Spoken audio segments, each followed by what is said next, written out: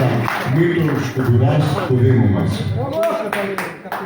Το μπιλιάρδο, ένα άθλημα που συνδυάζει πνεύμα, τεχνική και απόλυτη αυτοσυγκέντρωση, βρήκε αυτές τις μέρες το χώρο που του αξίζει. Ένα χώρο λειτουργικό, φιλόξενο και ανοιχτό, όπως ακριβώς θέλουμε να είναι και ο Δήμος μας. Κέντρο πολιτισμού, αθλητισμού και ζωντανής κοινωνικής δραστηριότητας. Η παρουσία αθλητών και ομάδων από όλη την Ελλάδα, η άρτια διοργάνωση, αλλά και το υψηλό επίπεδο των αγώνων αποτελούν για όλους μας πηγή υπερηφάνειας.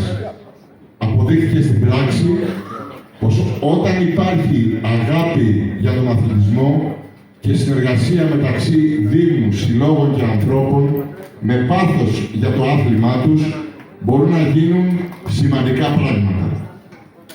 Θερμές ευχαριστίες απευθύνω στους διοργανωτές, στους προπονητές και στους αθλητές, καθώς και σε όλους όσοι παρακολούθησαν τους φετινούς αγώνες. Ως Δήμαρχος, δεσμεύομαι ότι ο Δήμος Νέας Φιλαδέλφειας, Νέας Χαλκιδόνας, θα συνεχίσει να στηρίζει έμπρακτα τέτοιες πρωτοβουλίες,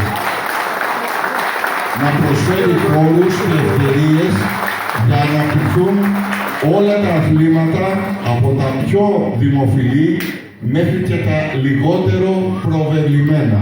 Γιατί πιστεύουμε πως ο αθλητισμός είναι δικαίωμα όλων και βασικός πυλώνας μιας υγιούς και ενεργής κοινωνίας. Συγχαρητήρια σε όλους όσοι συμμετείχαν και συνέβαλαν στην επιτυχία αυτής της διοργάνωσης. Ανανεώνουμε το ραντεβού μας για τις επόμενες διοργανώσεις με ακόμα μεγαλύτερες προσδοκίες και ακόμα περισσότερη διάθεση για προσφορά. Θέλω επίσης να ευχαριστήσω από καρδιάς τα τεχνικά συνεργεία του Δήμου μας, επίσης τα συνεργεία καθαριότητας που βοήθησαν στο μέγιστο βαθμό για το συγκεκριμένο χώρο, καθώς επίσης και τους ηλεκτρολόγους. Μέσα από την καρδιά μου, θερμές ευχαριστίες σε όλους και όλες εσάς. Συνεχίζουμε, είμαστε κοντά σας και θα το δείτε στην πράξη. Να είστε καλά.